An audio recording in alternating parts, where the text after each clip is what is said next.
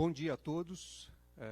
Agradecemos aqui a presença de todos vocês e estamos aqui hoje para anunciar que recebemos do Comitê de Direitos Humanos da ONU a decisão que encerra o caso do ex-presidente Lula, que nós levamos aquele órgão em 2016. A ONU nos mandou uma decisão que acolhe todos os fundamentos que nós apresentamos. Então, a ONU acolheu a violação grosseira de 4 artigos do Pacto Internacional de Direitos Civis e Políticos, da mesma forma que nós apresentamos no comunicado que foi apresentado em 28 de julho de 2016 e que foi posteriormente aditado. Os artigos violados, os artigos do Pacto, do Tratado Internacional que foram violados, são os artigos 9, 14, 17 e 25. Então, são artigos que dizem respeito ao direito de todo e qualquer cidadão a um julgamento justo e imparcial, ao direito à privacidade e também ao direito de ter os seus direitos políticos respeitados. Então, essa é a decisão tomada pela ONU durante a sessão de julgamento que ocorreu entre os dias 28 de janeiro deste ano e 25 de março deste ano. Então, neste período, o Comitê de Direitos Humanos esteve reunido em Genebra e pôde analisar a queixa que nós apresentamos em 2016. E os juízes independentes da ONU concluíram, como eu já disse, que houve a violação a todos os dispositivos que nós apresentamos no comunicado inicial e depois nos aditamentos. Então, o que nós temos aqui? O que a ONU reconheceu? Reconheceu que houve a violação aos artigos 9, 14, 17 e 25 do Pacto Internacional de Direitos Civis e Políticos da ONU, que é um pacto que foi chancelado pelo Brasil através do Decreto 592 de 1992. Portanto, também é lei interna no Brasil. A ONU, na verdade, a Corte, o Comitê de Direitos Humanos da ONU é o órgão julgador das violações a este tratado, inclusive com a competência reconhecida pelo Estado brasileiro. O Brasil participou de todo o processo da ONU, o Brasil se manifestou em 7 oportunidades durante o processo e reconheceu a competência, reconheceu a jurisdição do Comitê de Direitos Humanos para julgar as violações que nós apresentamos. Por favor. Bom, ao reconhecer que houve a violação grosseira a dispositivos do Pacto Internacional de Direitos Civis e Políticos, a ONU também emitiu uma determinação ao governo brasileiro, como consequência da sua decisão de reconhecer que o presidente Lula não teve direito a um julgamento justo e imparcial, que ele foi julgado por um juiz parcial, que era o juiz Sérgio Moro, e que houve no seu julgamento uma atuação absolutamente indevida, parcial e incompatível com os padrões nacionais e internacionais durante o seu julgamento. Então, ao reconhecer que isto ocorreu, e mais, que o presidente Lula foi privado indevidamente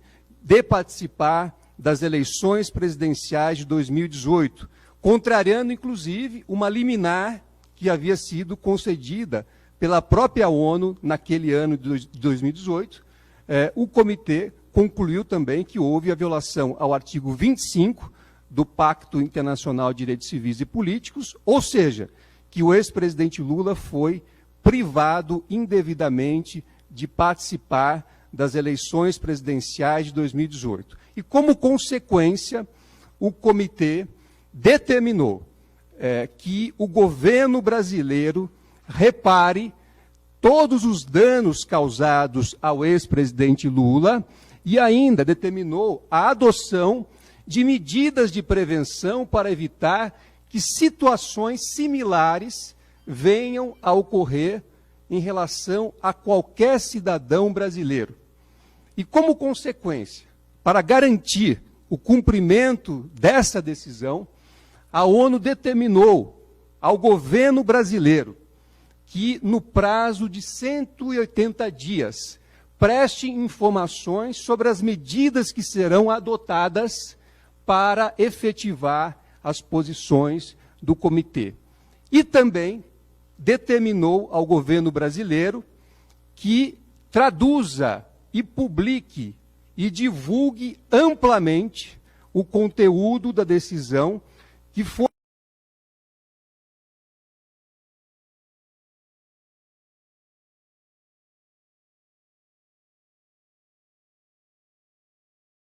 enviada a nós e também foi enviada ao governo brasileiro.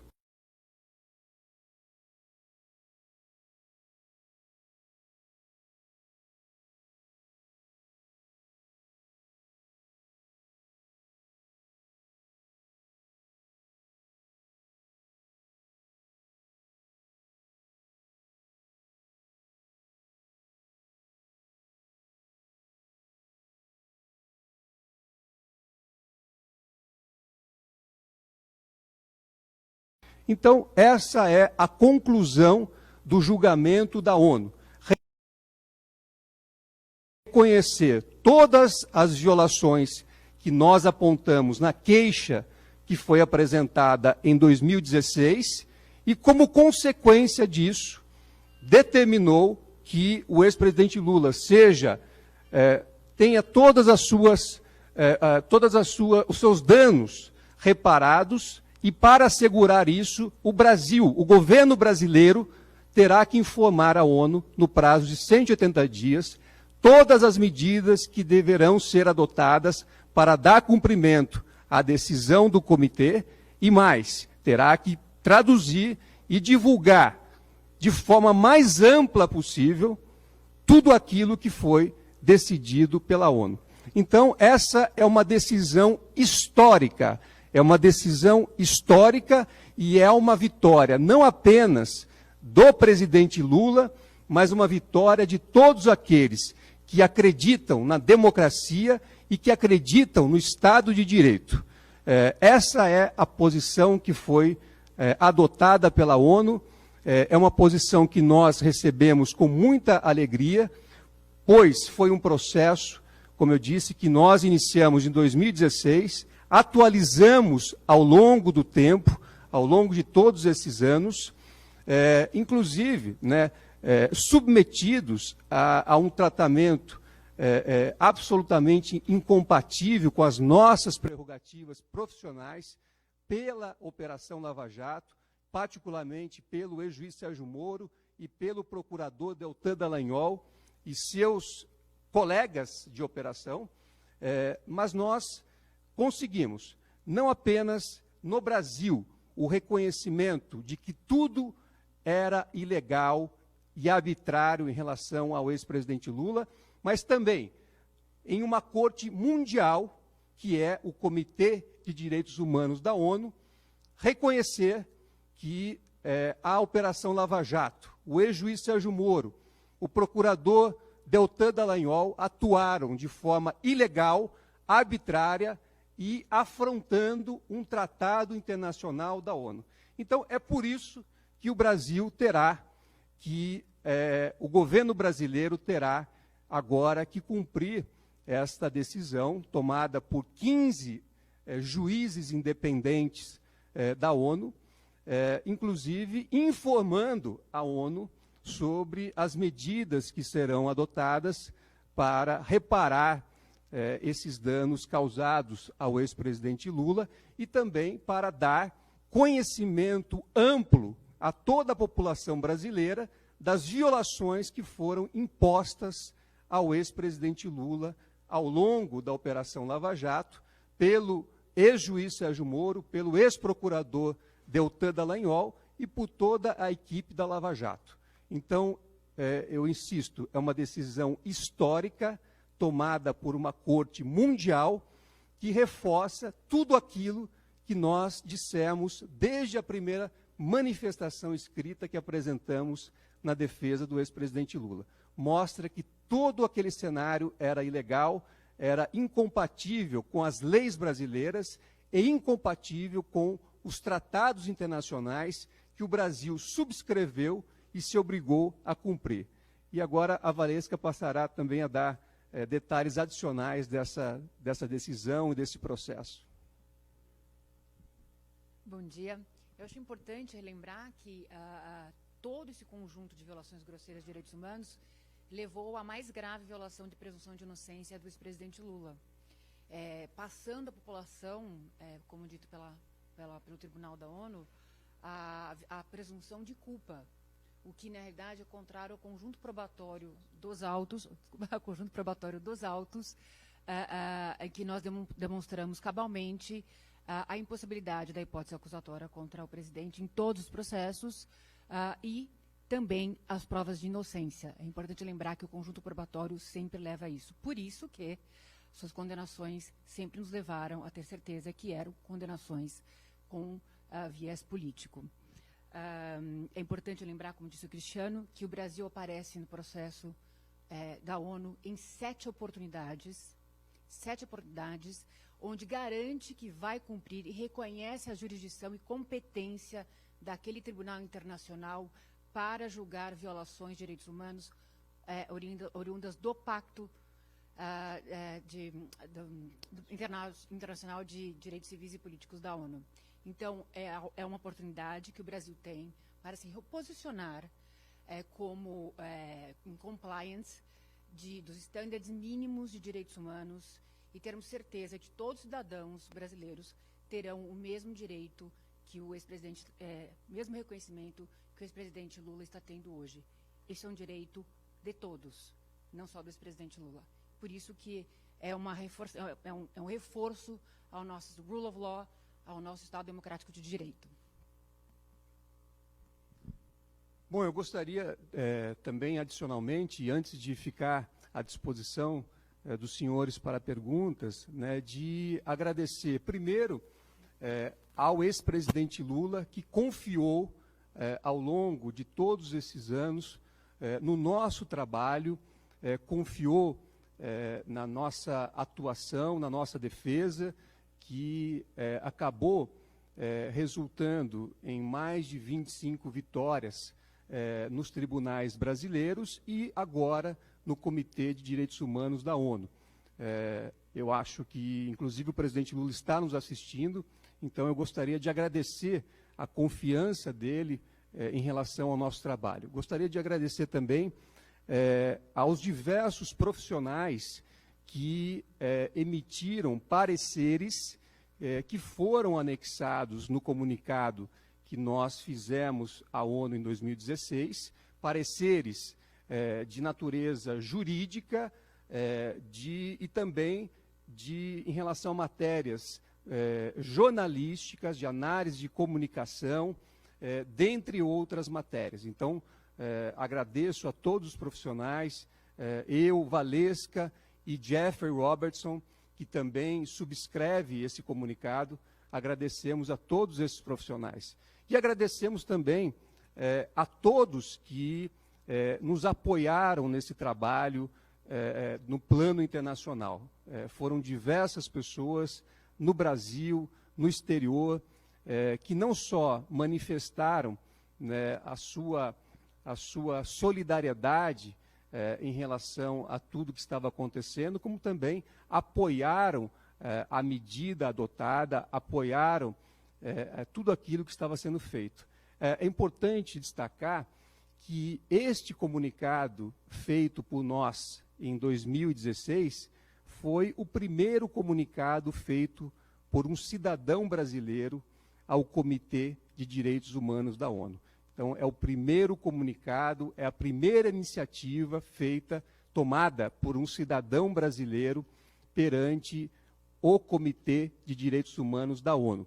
E esta é, por consequência, a primeira decisão que o governo brasileiro recebe do Comitê de Direitos Humanos da ONU para ser cumprida, com determinações que deverão ser cumpridas a fim de que o governo não fique inadimplente no plano internacional em relação às suas obrigações.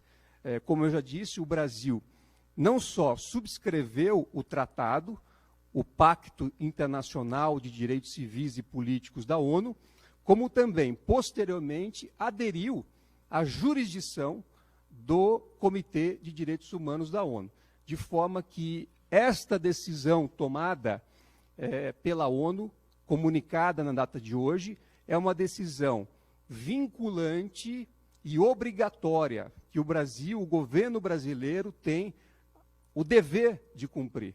O dever de cumprir não só para estar adimplente em relação às suas obrigações em matéria de direitos humanos, mas também para estar adimplente em relação às suas obrigações perante os organismos internacionais. Então, feito isso, eu passo a palavra a quem tiver alguma questão a fazer, para que possamos, eventualmente, esclarecê-las. Bom dia, Lucas Teixeira, do Portal UOL. Eu tenho duas questões. A primeira, entre os pontos que vocês apresentaram, disseram que o comitê sugeriu medidas de prevenção, elas foram apresentadas ao governo brasileiro para que esse tipo de coisa não se repita. Vocês poderiam falar um pouquinho mais quais foram essas medidas, do que se trata? E o segundo ponto é qual a obrigatoriedade do governo brasileiro em adotar, né? Fala que a ONU determina juridicamente como é que isso funciona, o governo é de fato obrigado, como é que é esse métier? Obrigado. Bom, vou começar respondendo do final. A decisão ela é obrigatória e vinculante. Por que é obrigatória e vinculante? Porque, primeiro, o Brasil subscreveu o Pacto Internacional de Direitos Civis e Políticos. Como eu disse, há um decreto brasileiro de 1992 ratificando esse tratado internacional, aderindo a esse tratado internacional. Mas não foi só. O Brasil, posteriormente, também subscreveu um documento complementar a esse tratado e aderiu à jurisdição do Comitê de Direitos Humanos da ONU. Ou seja, o governo brasileiro assumiu que as violações que viessem a ocorrer em relação ao Pacto Internacional de Direitos Civis e Políticos poderiam e deveriam ser julgadas pelo Comitê de Direitos Humanos da ONU. Então, a partir desta posição, nós assumimos que há uma obrigação do governo brasileiro de cumprir esta decisão, porque ela impõe uma obrigação internacional ao país.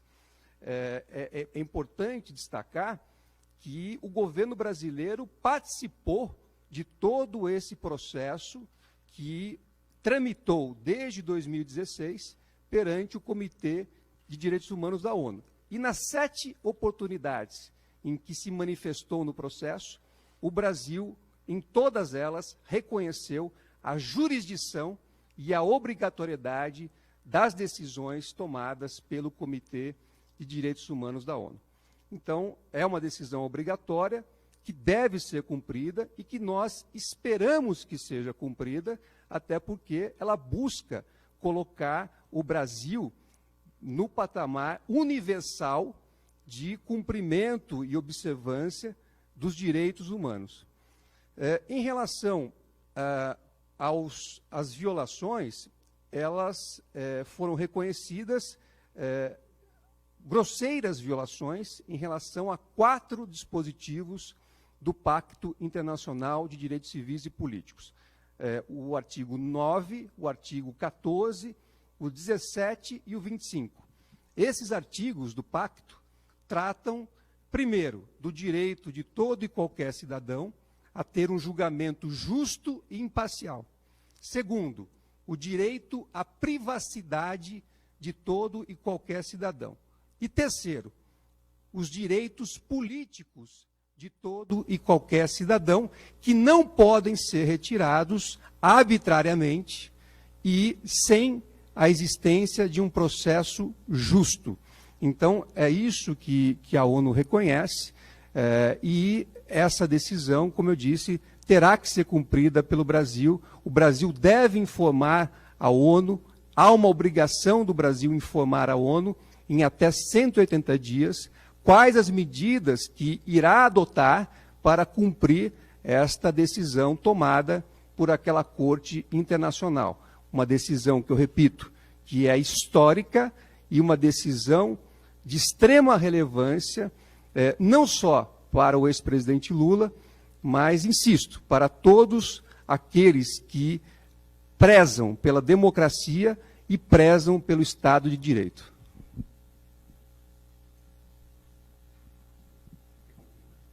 É importante lembrar a violação, volta à violação, à presunção de inocência. O artigo 9º trata de prisão arbitrária, que foi ao dia em que o Lula foi conduzido coercitivamente. Portanto, aqui é uma prisão arbitrária que visava violar a presunção de inocência do ex-presidente Lula, que foi tratado à época como um prisioneiro.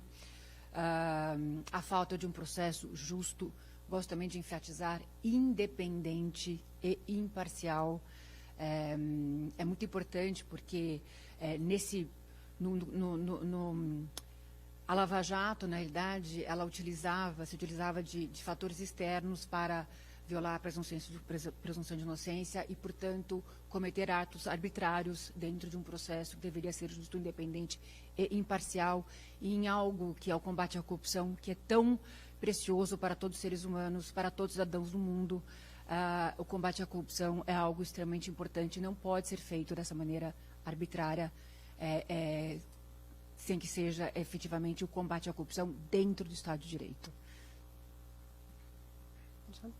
Daiane Santos, Portal Brasil 247, TV 247. Doutor Zanin, doutora Valesca, primeiro eu queria agradecer sempre a clareza, o compromisso com a comunicação. Vocês fizeram isso ao longo desse período todo, e isso foi muito importante para municiar os meios de comunicação, principalmente aqueles comprometidos com a democracia. O doutor destacou a questão do reparo, né? Em 2018, o ex-presidente Lula não pôde ser candidato. Como reparar esse dano tão grave para a democracia, principalmente do Brasil, além de um dano individual, um dano do seu direito como cidadão que não foi reparado? A outra questão é o juiz Sérgio Moro, ao falar sobre essa questão, ele sempre destaca o fato de ter sido o ex-presidente Lula condenado em outras instâncias. Como é que vocês avaliam essa fala repetida diante de tão grave revelado aí pelo Supremo Tribunal Federal e agora também pelo comitê? Bom, eu acho lamentável que o ex-juiz Sérgio Moro, diante de decisões tomadas pela Suprema Corte do nosso país e por uma corte mundial, alegue, né, uma condenação que já foi derrubada, e foi derrubada porque nunca poderia ter existido. O presidente Lula foi condenado apenas porque havia um juiz parcial que atuava em conluio com o órgão acusador. Isso ficou provado e ficou reconhecido pelo Supremo Tribunal Federal e agora está reconhecido pela ONU, uma corte mundial. Então, me parece que, além de lamentável, desrespeitoso a Suprema Corte e também a própria ONU, esse tipo de afirmação revela até mesmo um desconhecimento da estrutura judiciária, porque nós temos dentro do nosso país um sistema de recursos, e justamente um sistema de recursos que busca reparar, primeiro, erros judiciários que podem ocorrer, mas, sobretudo, atuações como a do juiz Sérgio Moro, que são atuações parciais, arbitrárias, ilegais, e que afrontam todo o sistema de justiça.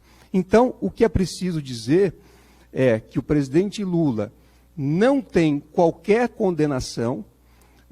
As condenações que foram impostas a ele pela Lava Jato decorrem da parcialidade e da atuação arbitrária do ex-juiz Sérgio Moro e dos procuradores da Lava Jato, e isso tudo foi reconhecido pelo Supremo Tribunal Federal, que declarou a nulidade absoluta de todos os atos, a imprestabilidade desses atos, justamente porque foram praticados por agentes do sistema de justiça que não estavam comprometidos com a lei, com a Constituição e tampouco com os tratados internacionais. Então, acho que essa é a resposta que tem que se dar. E mais, a ONU, ao determinar ao governo brasileiro que dê ampla publicidade a esta decisão, na verdade, ela está dizendo ao Brasil: não façam o que vocês fizeram com o presidente Lula, não cometam esse tipo de violação aos direitos de um cidadão brasileiro, não afrontem a Constituição, não usem as leis de forma estratégica para perseguir politicamente os seus cidadãos. É isso que a ONU está dizendo. Então, a ONU quer que todos os cidadãos brasileiros leiam esta decisão, tenham conhecimento do que aconteceu em relação ao presidente Lula, da perseguição que foi imposta ao presidente Lula, tal como nós sempre dissemos, desde a primeira manifestação escrita que apresentamos no processo, para que isso nunca mais venha a se repetir. Então, essa decisão, acima de tudo, é uma decisão pedagógica, é uma decisão de uma corte mundial, de uma corte que tem o dever de dizer os parâmetros internacionais dos direitos humanos, e essa corte está dizendo ao Brasil: vocês violaram, além da legislação interna, violaram os direitos humanos, violaram os direitos fundamentais, isso deve ser reparado e isso não deve mais acontecer. Então, essa é a decisão. Não me lembro se eu deixei de responder alguma pergunta sua daí. A ONU, nessa decisão, que tem 25 páginas, essa decisão, ela enfrenta cada um dos fatos que nós levamos ao conhecimento do comitê em 2016 e depois aditamos. Até numa passagem, peço licença para ler, no item 8.10, aqui o comitê diz: no caso do autor, o comitê observa que o Supremo Tribunal Federal apurou 7 fatos que demonstram que o juiz Sérgio Moro era subjetivamente parcial. O comitê observa que dos 7 fatos apurados pelo Supremo Tribunal Federal, os 6 primeiros ocorreram antes das eleições, que 5 desses fatos constituíram prima facie irregularidades ao artigo 14, e que os 3 primeiros ocorreram antes do autor apresentar a sua comunicação ao comitê. O comitê considera que, para um observador razoável, os fatos ocorridos antes mesmo da primeira condenação do autor, em 2017, mostraram que o elemento objetivo do requisito de imparcialidade não foi atendido. O comitê observa que uma decisão oportuna sobre esse assunto teria evitado o dano causado ao autor, de concorrer à presidência da República e ficar 580 dias em uma reclusão injusta. E aí diz: o comitê, portanto, declara que o Estado parte violou o direito do autor a um julgamento imparcial, conforme o artigo 14 do tratado. Então, ou seja, a ONU analisou todos os fatos e, inclusive, concluiu que o fato do presidente Lula ter ficado preso indevidamente 580 dias e mais, ter sido impedido de concorrer nas eleições de 2018 indevidamente, que isso configura não só um dano grosseiro ao tratado, mas também configura um dano ou danos insuscetíveis de serem reparados para o ex-presidente. Não é possível voltar e dar a ele a liberdade daquele período. Não é possível voltar no tempo e deixá-lo concorrer em 2018. Mas o Brasil deve, o governo brasileiro deve informar a ONU em 180 dias como irá reparar esses danos que foram causados ao ex-presidente Lula e mais, que foram causados à democracia do nosso país. Afinal de contas, não só o ex-presidente Lula ficou impedido de concorrer em 2018, como também os cidadãos brasileiros ficaram indevidamente impedidos de votar nele, se assim o desejassem. Pode? Olá. Tainá Falcão, da CNN. Quero entrar um pouquinho mais para entender melhor, na prática, como é que vai funcionar o reconhecimento, então, pelo Estado brasileiro. Qual é o efeito prático disso? Entender se existe, de que forma, algum mecanismo para obrigar o Estado a se posicionar.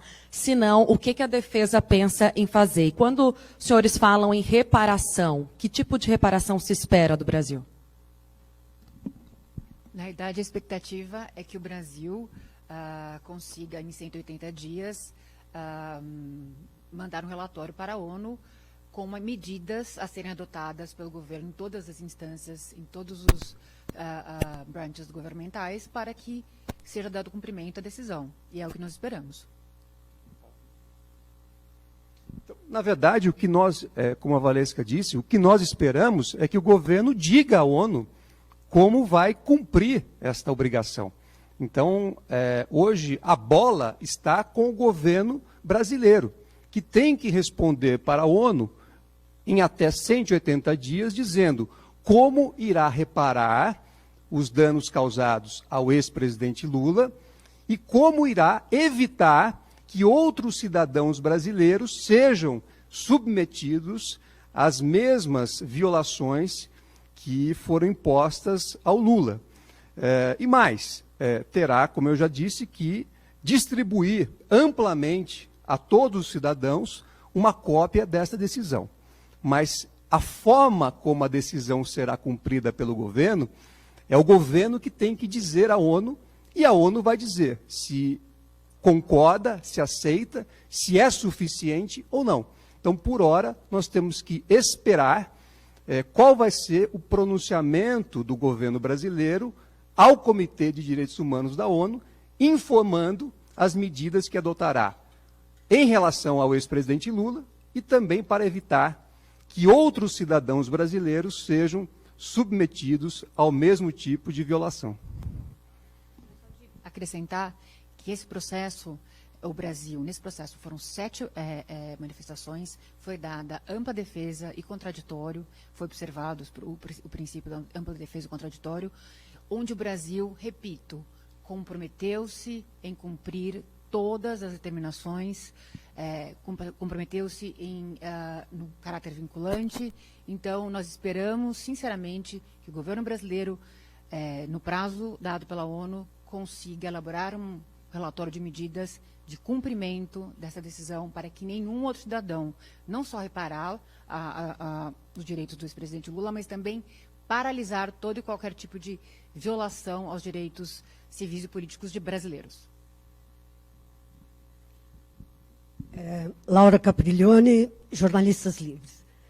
Eu queria perguntar o seguinte, bom, o golpe, essas medidas todas persecutórias contra o Lula foram tomadas no âmbito do judiciário. é o Sérgio Moro, foi o TR4, aquele tribunal lá do Sul, e foi o STF. A minha pergunta é a seguinte, será que essa imposição da reparação não deveria ser encaminhada diretamente para o STF, já que ele mesmo reconheceu que errou? Segunda questão, a gente sabe que o lawfare não é feito sem mídia, foi feito com mídia.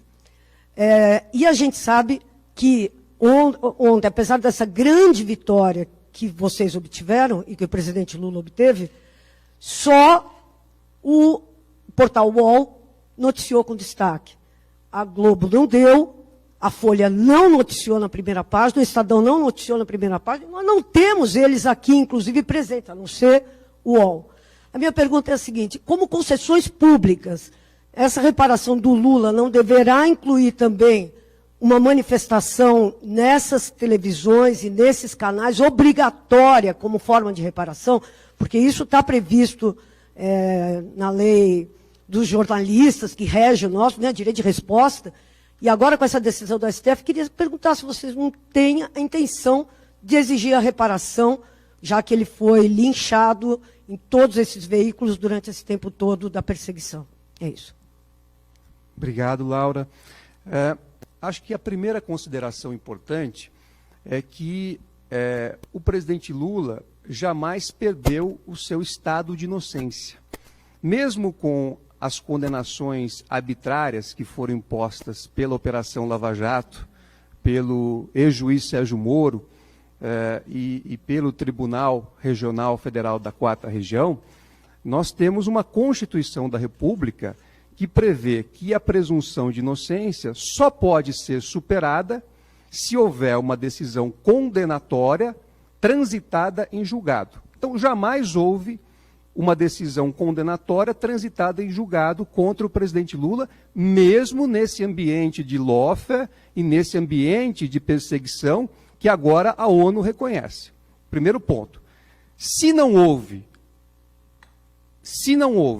a superação da presunção de inocência, de acordo com a nossa Constituição, isso significa que o presidente Lula deveria e deve receber, não só do Poder Judiciário, mas de todo e qualquer cidadão, incluindo os veículos de imprensa, um tratamento compatível com o estado de inocência. Então, aqueles que violaram essa regra de tratamento, ao meu ver, deveriam sim também participar dessa reparação. Deveriam reconhecer que agiram indevidamente e fazer a devida reparação. A ONU obriga o Estado brasileiro a dizer como irá reparar. O governo tem que dizer como isso será reparado.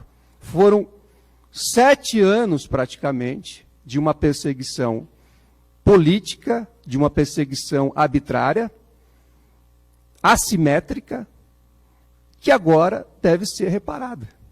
Então, cabe ao governo brasileiro exatamente dizer como irá reparar todo esse período em que o presidente Lula ficou submetido a uma exposição absolutamente indevida perante a mídia, perante a sociedade e também perante a justiça.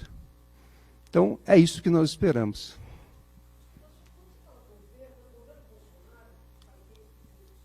O governo federal. O governo federal é quem recebe da ONU, porque, na verdade, é o chefe do executivo, do poder executivo, que recebe da ONU esta decisão e que tem o dever de dar cumprimento ao que foi determinado para que o país não fique inadimplente nas suas obrigações internacionais.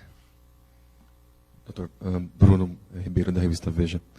Doutor, eu queria... um dos direitos que foram violados, que teve reconhecimento de que foram violados, esse é o julgamento justo. No processo, para vocês provarem que ele teve esse direito violado, vocês se valeram só dos processos que ele foi alvo, ou do contexto como as mensagens que depois foram descobertas sobre o juízo promotor e tal, o fato do Moro ter participado do governo, teve esse contexto todo que foi usado como prova? Eu queria que o senhor explicasse um pouquinho como que se chegou como vocês provaram que isso aconteceu. E eu também aproveitar essa questão, está todo mundo perguntando sobre a reparação.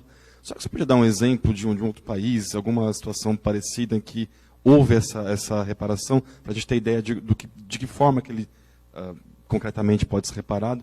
E até para complementar um pouquinho a pergunta da colega, eventualmente, se o governo Bolsonaro não cumprir isso em 180 dias, isso pode ficar para um próximo governo, eventualmente um governo Lula, se ele for eleito, pode ser o que vai decidir como essa reparação vai ser feita? Obrigado, Bruno, pela pergunta. Começando pelo fim. Nós esperamos que a decisão seja cumprida de imediato. A ONU dá 180 dias, mas eu penso que uma decisão proferida por uma corte mundial da envergadura da ONU deveria ser cumprida pelo governo brasileiro de pronto, até porque é uma decisão que diz respeito a direitos humanos, a direitos fundamentais, não apenas do presidente Lula, mas de todos os cidadãos brasileiros. Então, a nossa expectativa é que essa decisão seja cumprida de imediato pelo governo federal, que hoje é representado pelo presidente Bolsonaro. Em relação ao processo, é importante destacar que ele começou, esse comunicado, né, o processo, ele se inicia em um comunicado que nós apresentamos, eu, a Valesca e o Jeffrey Robertson, apresentamos em 28 de julho de 2016. O que tinha acontecido naquele momento? Só para recapitular. O Supremo Tribunal Federal havia avocado todas as investigações envolvendo o ex-presidente Lula a partir da interceptação ilegal feita em relação à ligação telefônica envolvendo o ex-presidente e a então presidente Dilma Rousseff. Então, naquele momento, o Supremo avocou todas as investigações de Curitiba. O que aconteceu? A nossa expectativa era que o Supremo pudesse, naquele momento, declarar todas as ilegalidades que já haviam sido cometidas naquele momento. Nós estamos falando em 2016. Então, o que tinha acontecido lá que a ONU reconhece como violação ao tratado internacional? Já tinha ocorrido uma condução coercitiva ilegal para configurar uma espécie de prisão. Segundo, já havia ocorrido a interceptação indevida dos telefones do presidente Lula, dos seus familiares, colaboradores e até dos dos advogados do presidente Lula, dentre outras coisas. Então, nossa expectativa era que o Supremo, já naquele momento, pudesse reconhecer todas essas ilegalidades. No entanto, o Supremo proferiu uma decisão, naquela época, apenas reconhecendo a ilegalidade da interceptação da ligação telefônica ocorrida entre o presidente Lula e a então presidente Dilma, e anulou este ato. Porém, o Supremo devolveu para o então juiz Sérgio Moro julgar as suas próprias ilegalidades. Então, neste momento, nós entendemos que havia uma situação que afrontava claramente o Pacto Internacional de Direitos Civis e Políticos, porque dava a um juiz parcial a incumbência de julgar as suas próprias ilegalidades. Então, foi aí que nós protocolamos esse comunicado. No comunicado, é importante lembrar, e esse comunicado é de julho de 2016, nós já listávamos todas as ilegalidades ocorridas até aquele momento e dizíamos que o Sérgio Moro estava fazendo uso estratégico das leis, objetivando fins políticos e mais. Dizíamos que ele buscava interferir na política porque ele seria candidato num futuro próximo. Então, eu acho que nós acertamos no que dissemos. Ele não só atuava com fins políticos, como depois ele foi participar da política na condição de ministro do presidente Bolsonaro e agora está diretamente na política, ou formalmente na política, se dizendo inclusive candidato. Então, tudo o que nós dissemos em 28 de julho de 2016 à ONU, efetivamente veio a ocorrer ao longo do tempo. Esse comunicado foi sendo aditado ao longo do tempo. Então, cada fato relevante que foi ocorrendo ao longo do tempo, de 2016 até a presente data, nós fomos levando ao conhecimento da ONU através de petições. O idioma oficial nesse procedimento é o inglês, através de petições e documentos traduzidos para o inglês, incluindo decisões tomadas, incluindo fatos públicos e notórios, como a ida do então juiz Sérgio Moro ao governo do presidente Bolsonaro e decisões tomadas pelo Supremo Tribunal Federal e também mensagens que foram apuradas por nós a partir do arquivo oficial que nós tivemos acesso com autorização do Supremo Tribunal Federal, os chamados arquivos da Operação Spoofing. Mas isso foi algo que entrou na reta final. Todo o processo foi instruído com documentos diversos a indicar a ocorrência das violações que nós apontamos. Tanto é que em 2018, esse mesmo comitê havia deferido uma liminar para o presidente Lula, dizendo que o governo brasileiro não deveria impedir que ele fosse candidato à presidência da República naquele ano, sem um processo justo. Então, vejam, já a liminar concedida em 2018 apontava, já sinalizava ao governo brasileiro que não estava acontecendo um processo justo para o presidente Lula. No entanto, essa liminar acabou sendo descumprida e o restante nós sabemos. Por isso, e a ONU também afirma isso nesta decisão histórica, por isso é que nós esperamos efetivamente que a decisão seja cumprida o mais breve possível, não só em prol do ex-presidente Lula, mas, insisto, de todos os cidadãos brasileiros que tiveram ou tenham os seus direitos fundamentais violados. E da democracia. Bom dia, Bruno Tavares da TV Globo. Eu gostaria de saber, por favor, se existe algum tipo de punição prevista aos estados que descumprirem essa determinação no prazo determinado, no prazo estipulado pela ONU. E se sim, quais? Também gostaria de saber se vocês pretendem utilizar essa decisão em outras ações penais ou cíveis em trâmite aqui na Justiça Brasileira. Obrigado. Obrigado pela pergunta.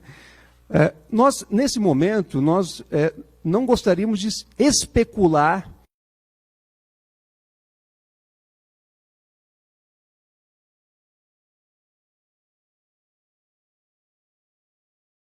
sobre o futuro. Então, o que nós esperamos efetivamente é que o governo cumpra, e cumpra o mais breve possível, essa decisão histórica e obrigatória tomada pela ONU. Em relação ao uso em outros processos, acho que é importante lembrar o seguinte, o presidente Lula não responde a qualquer ação penal em andamento nesse momento. Então, todas as ações penais que foram abertas contra ele, ou foram encerradas sumariamente porque não havia nenhum elemento de prova, ou foram trancadas porque houve o reconhecimento da ilegalidade, ou ele foi absolvido. Isso aconteceu em todas as ações. Em tudo aquilo que ele foi julgado fora da Lava Jato de Curitiba, esse resultado veio de plano. Aliás, eu sempre destaco que uma decisão muito importante foi aquela tomada pela 12ª Vara Federal de Brasília, no chamado caso do Quadrilhão, que era, em verdade, o verdadeiro caso do PowerPoint do procurador Dallagnol. Naquela sentença, proferida pela 12ª Vara Federal, o juiz disse que o ex-presidente Lula não só não havia cometido nenhum dos crimes que foi a ele imputado, que foram a ele imputados, mas também que a acusação tinha conotação política, tinha viés político. E essa acusação era todo o contexto que a Lava Jato utilizava para acusar o presidente Lula. Se você pegar as 5 denúncias que foram apresentadas pela Operação Lava Jato, capitaneada pelo procurador Deltan Dallagnol contra o ex-presidente Lula, você vai verificar que pelo menos as 150 primeiras páginas da denúncia faz referência a essa situação do Quadrilhão, quando ele foi absolvido e, inclusive, o Ministério Público de Brasília concordou com a sentença e ela transitou em julgado. Então, respondendo objetivamente, não há nenhum processo em andamento criminal contra o ex-presidente Lula, então, portanto, em princípio, não há necessidade de instruir nenhuma defesa, e, por outro lado, existe a possibilidade, eventualmente, dessa decisão ser anexada a algum outro processo civil ou de outra natureza que ainda esteja em andamento. Olá, bom dia, doutora Zanin, doutora Valesca. Meu nome é Luciana, eu sou do portal Metrópolis. Já nos falamos bastante pelo telefone, mas é a primeira vez que nos conhecemos. Eu queria saber o seguinte, se tem como mensurar essa violação que foi já reconhecida internacionalmente e também no Brasil, tem como mensurar isso financeiramente? Ou eu estou falando de uma indenização, de uma possível indenização ao ex-presidente Lula. E eu gostaria de saber o seguinte, mais uma pergunta, que é sobre essa continuada exposição que o ex-juiz Sérgio Moro vem fazendo publicamente, né, nas redes sociais e em suas aparições públicas. Eu queria saber o seguinte, tem como levantar ou pedir aí uma punição para o ex-juiz Sérgio Moro, caso ele continue falando sobre as condenações que já foram reconhecidas como inverdades pelo Judiciário Brasileiro e pela Corte Internacional? Obrigado pela pergunta. Realmente um prazer agora te conhecer pessoalmente. Esse é um problema que nós vemos e não é de agora. Os agentes da Lava Jato, eles se utilizavam das redes sociais, das suas próprias redes sociais, como uma forma de demonizar e de atacar aqueles que estavam sendo investigados e acusados. Isso, por si só, já é uma postura absolutamente ilegal e incompatível com o devido processo legal. Quando você tem uma pessoa submetida a uma investigação estatal, você já tem uma situação absolutamente assimétrica. É o poder do Estado contra um cidadão. Se você permite que a pessoa que está usando o poder do Estado para investigar e para punir, ela se utilize daquelas informações para projeção pessoal ou para demonizar usando meios estranhos ao processo, o investigado ou aquele que está sendo processado, isso já configura uma quebra do devido processo legal. E isso foi levado ao conhecimento da ONU. A ONU enfrenta essa questão. Nós mostramos que não só os procuradores e o próprio ex-juiz Sérgio Moro faziam uso indevido das suas redes sociais para demonizar as pessoas que estavam sendo acusadas, inclusive o ex-presidente Lula, notadamente o ex-presidente Lula, mas também que essa situação perdurou ao longo do tempo. Então, eu acho que essa é uma providência que o governo brasileiro tem que tomar. Quando a gente pensa em governo brasileiro, não é só o poder executivo. O poder executivo, na verdade, ele recebe a decisão da ONU, mas todo o Estado brasileiro, todos os seus órgãos, têm o dever de dar cumprimento. Então, eu penso que é o momento também de uma reflexão em relação aos órgãos de controle internos e externos, como o Conselho Nacional do Ministério Público, o Conselho Nacional de Justiça, para repensarem, né, regras de atuação para os agentes do Estado que participam do sistema de justiça, para que não tenhamos, né, violações tais como ocorreram no caso do presidente Lula. Então, eu acho que essa questão de uso de redes para demonizar investigados e acusados é algo muito sério e que precisa ser tratado.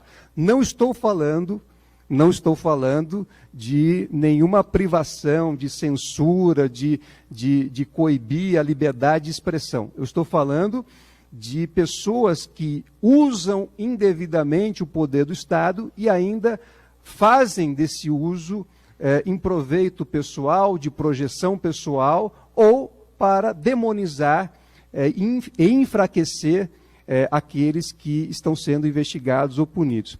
É sempre importante lembrar uma passagem que nós lembramos e levamos ao Supremo Tribunal Federal, que nós extraímos lá do arquivo oficial da Operação Spoofing.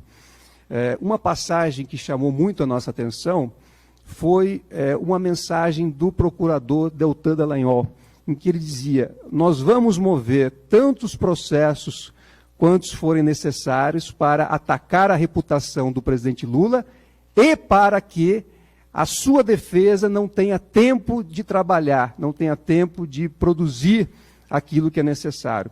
Então, essa é uma mentalidade que nós não podemos mais ter no Brasil, e é isso que a ONU diz, né, ao governo brasileiro, que não pode mais acontecer.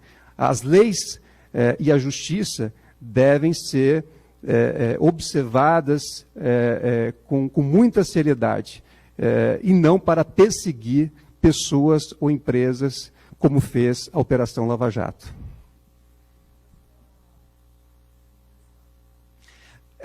Veja, nós tivemos recentemente um processo também bastante relevante que reconheceu uma atuação ilegal do ex-procurador Deltan Dallagnol ao fazer aquela exibição do PowerPoint. O Superior Tribunal de Justiça entendeu, tal como nós argumentamos, que aquela exibição feria, quebrava o direito à presunção de inocência que o presidente Lula tinha direito. Afinal de contas, foi uma exposição feita no dia do protocolo de uma denúncia que sugeria uma culpa, uma condenação que não existia. Aliás, sequer processo existia naquele momento. E o Superior Tribunal de Justiça já impôs uma condenação pecuniária, já impôs um valor a ser pago pelo procurador ao ex-presidente Lula. Acredito, inclusive, que pelo desdobramento ali dos fatos, que seria o caso até mesmo de aumentar, de majorar aquele valor. Mas eu não teria aqui como estimar um valor de reparação. Eu acho que cabe ao governo brasileiro, efetivamente, entregar ao Comitê de Direitos Humanos da ONU todas as medidas que irá providenciar para reparar o presidente Lula. E acho que a maior expectativa, realmente, não é a questão pecuniária. A maior expectativa é em relação aos direitos que foram violados, a reputação que foi indevidamente violada, e também para assegurar que nenhum outro cidadão brasileiro seja submetido ao mesmo tratamento injusto e arbitrário que foi dado ao ex-presidente Lula. Henrique Sobreira for Brazil Wire. So firstly, I'd like to congratulate, send my compliments to both the attorneys on the decision for former President Lula. And I'd like to summarize my question in two parts. So firstly, I would ask you if you could sum up to us what is the importance of this decision for Brazil and the Brazilian judicial system, and tell us what are the next steps to be taken in regards to Lula's defense. And the second part of my question is in regards to if you believe that there was international involvement in lawfare against former President Lula, and was the international interference in this criminal proceeding taken into account in regards to this decision, this UN decision that was publicized today? Thank you. Firstly, thank you. In terms of what's next, as we already explained in Portuguese and already Cristiano explained, we believe that Brazil will be compliant with its international obligations as per all of the manifestations, all of the petitions that were filed in this procedure. We truthfully hope that Brazil will comply to the best that it can to restore and to maintain and to make sure that no other citizen in Brazil suffers what President Lula or others have suffered in the car wash operation, and that this does not repeat itself.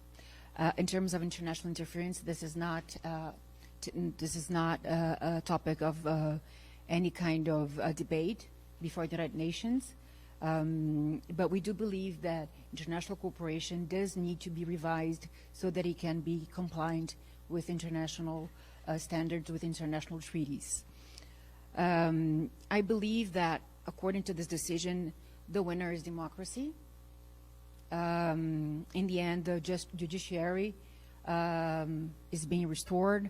The uncertainty and the belief that international courts, the international system does work, especially in this world that we live in nowadays, the importance of respecting and upholding basic human rights so that we don't go back to pre-war status.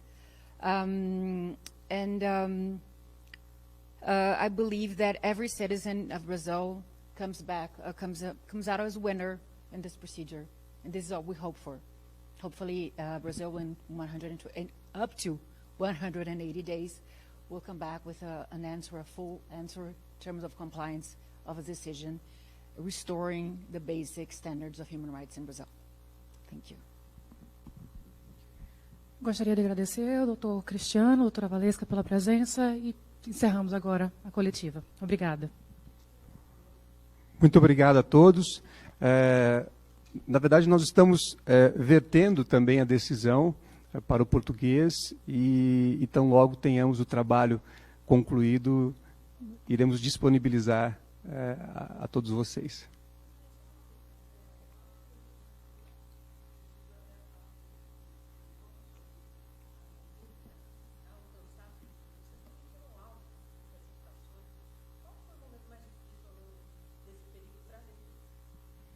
Bom, a questão da interceptação dos nossos ramais, ela foi levada em consideração para julgar o juiz Moro suspeito pelo Supremo Tribunal Federal e também pela ONU.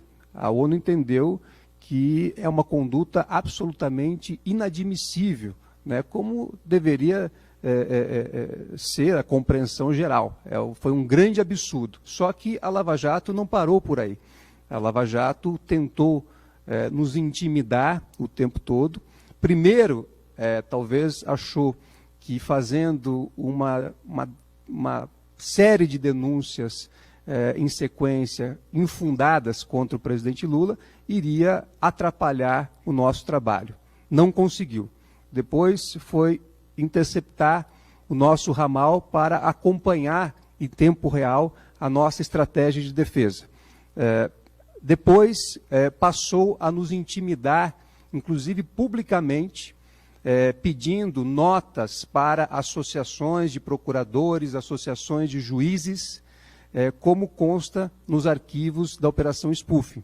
Foram inúmeras notas, inúmeros pronunciamentos atacando a nossa atuação e a nossa reputação. Isso também foi levado em consideração pelo Comitê da ONU.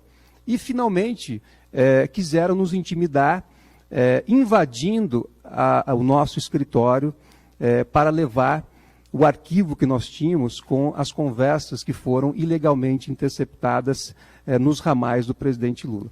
E isso também foi considerado ilegal pelo Supremo Tribunal Federal e, mais recentemente, o juiz natural entendeu que era uma tentativa de criminalizar a advocacia. Então, essa foi a tônica, né, da atuação da Lava Jato em relação a nós, uma atuação absolutamente desrespeitosa, ilegal e que viola grosseiramente as nossas prerrogativas profissionais. Nós enfrentamos toda essa situação com altivez e hoje temos decisões da Suprema Corte e agora de um tribunal mundial que reconhece a atuação ilegal e arbitrária da Lava Jato.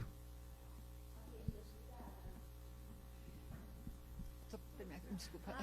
É que, na verdade, também a violação de outro diploma, que é o Role of Lawyers, Role of Prosecutors, que também é discutido nesses autos e que é importante também, depois, com mais calma, trazer esse debate à população para que eles entendam do que nós falamos sobre as nossas prerrogativas, os deveres dos procuradores no âmbito de uma investigação criminal e como as violações desses diplomas acabam arruinando direitos básicos, fundamentais e, eventualmente, até as democracias.